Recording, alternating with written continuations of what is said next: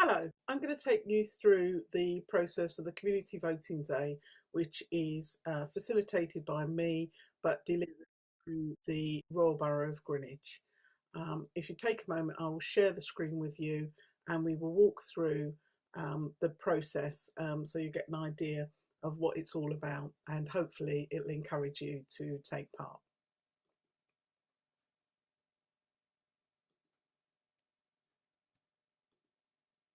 Starting the process, I need to remind you about the terms of usage of this video.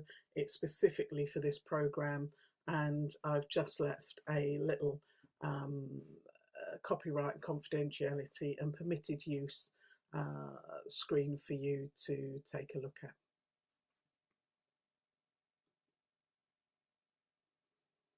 This training is to give you an insight into what the Community Voting Day is all about, so that hopefully it encourages you not only to take part on the Community Voting Day, but potentially be one of the applicants who puts forward an idea for funding. I'd like to welcome you to the programme and introduce myself. My name is Gail Wallace, and I have been conducting Community Voting Day programmes since about 2007 across the country, and they've gone on and become more and more popular as a form of distributing funding to the right people in the community to deliver a whole range of outcomes. In this circumstance, the delivery is to facilitate beneficial health outcomes. This is a broad outline of what we will go through today.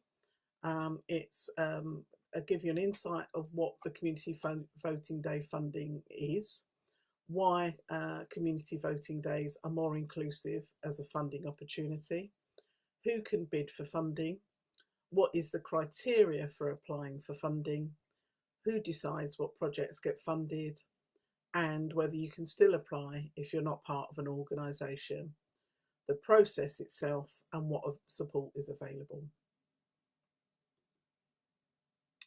So let's start with what is Community Voting Day funding.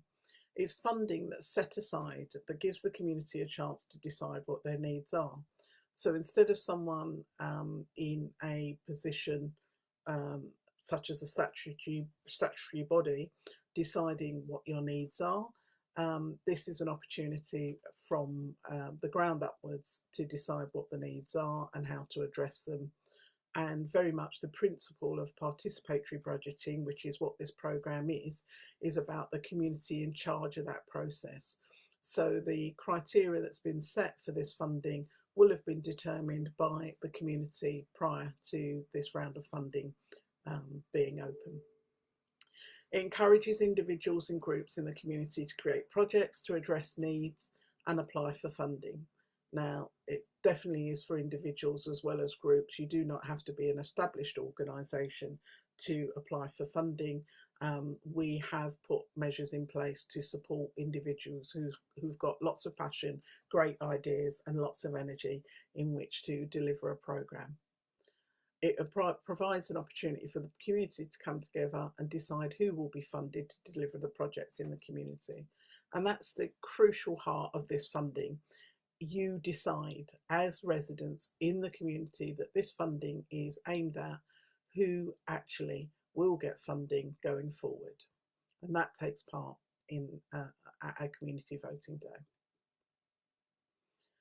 Why is this a more inclusive programme? Well, it's more inclusive because the other funding has been top down and this is bottom up.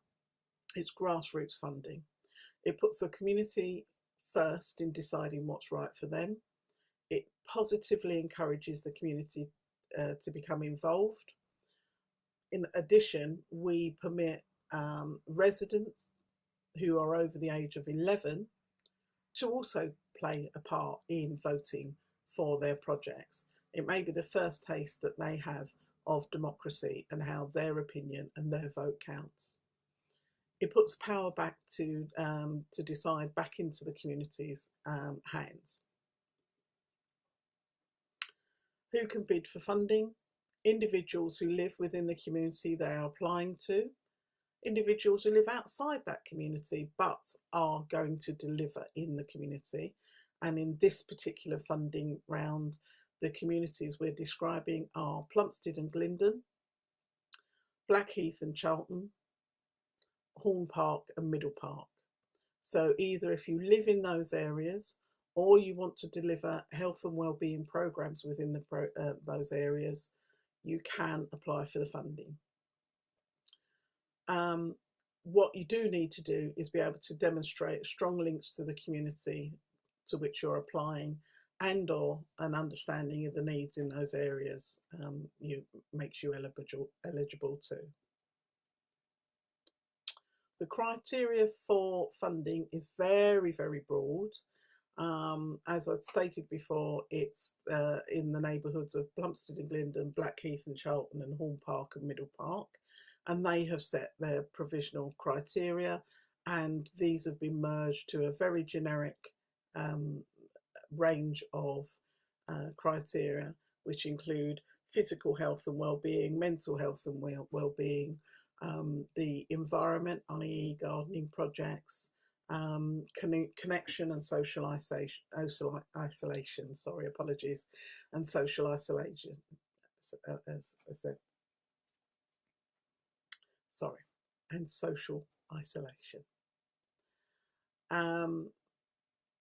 And the draft criteria, as I said before, is very broad and likely to fit pretty much all the projects you might put forward.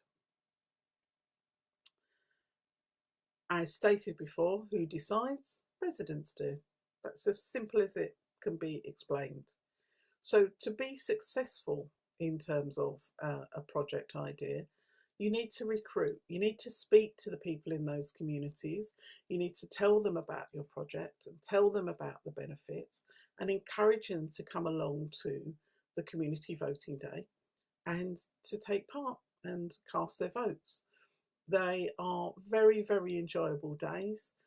They only last a couple of hours per area, and it's an opportunity for you as an individual or as an organisation to showcase the project that you aim to get funding for, and to have the opportunity for the community to hear, see and vote on whether you are a priority for their area.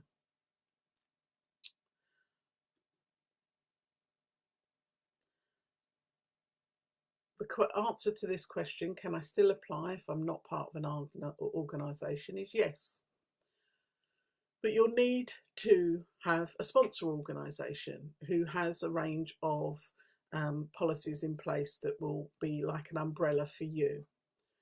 Now you can approach individual organisations, a mosque, a church, a synagogue, a religious organisation that has policies in place.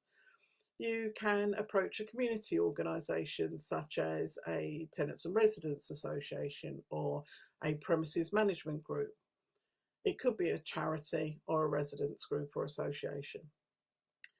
What they will need in place is 2 signatories on their accounts that are not related to one another, appropriate policies in place such as safeguarding, health and safety, risk assessment and public liability insurance, which should cover you. And what they will get in return is a small management fee. We have identified a number of organisations that are willing to be sponsor organisations, and they have on the application form as a drop-down choice. And we will have their policies and details already. What we would suggest is that you start having a conversation now with those organisations to elicit their support and agreement that they will be your sponsor organisation. You can obviously select one of the ones that we've pre-negotiated for you, but do have those conversations, talk about your project, let them know how you're budgeting and going to manage your project, and get them to sign up. We can't accept applications where a name has been put forward as an organisation who will be a sponsor organisation, but they haven't or prior agreed to that arrangement. The process. Uh, the application form should be going live on the Greenwich website, and we from the 6th of July, and we will also make sure there are opportunities to pick up hard copies if you need them. You may not have come to one of the application training workshops already, so therefore this video serves as an opportunity to find look, this video.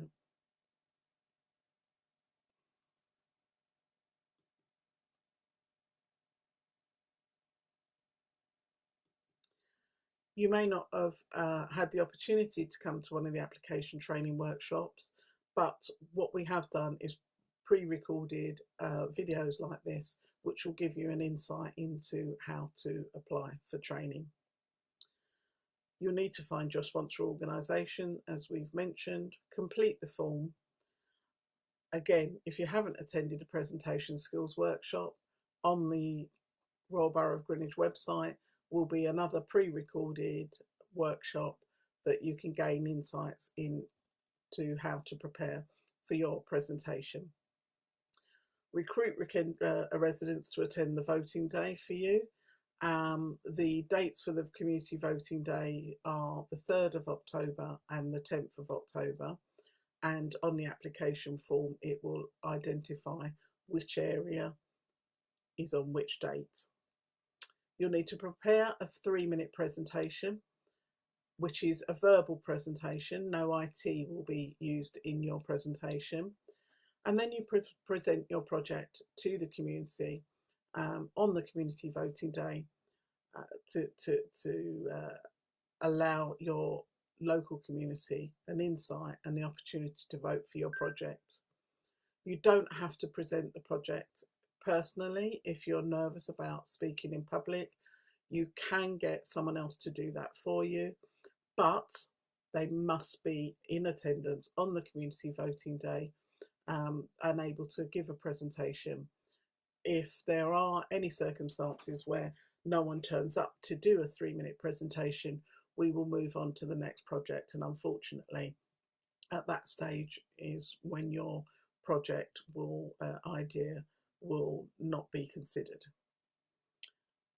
What's nice about community voting day is you will hear the results then and there. You won't have to wait weeks and weeks. You'll hear whether you have had the funding agreed by that community on the day. In terms of further support, there is a whole range of application and training support from me. So if you've got the form in front of you or you're online and you're not sure how to answer any questions, my telephone number is on there and my email address is on there too. Please feel free to give me a call or send me an email detailing any of the queries you may have. The nice thing about this particular funding is that you've got from the 6th of July to September to complete it, so plenty of time to sort out any queries and ensure that your application ready when it comes to filling the form in. You can also speak to your sponsor organisation, many of whom have been through this process previously and will be able to give you advice and tips on how to complete the application. So that's the end of this Community Voting Day What's It All About workshop. I hope it's given you an overview, but by all means, please feel free to contact me and I will be more than happy to have a conversation with you that supports you getting through the application process. If you're unsure, please listen to this video again and make notes or anything that you've got a query on, and I'll be happy to have a chat with you. Thank you for taking part. Thank you for listening.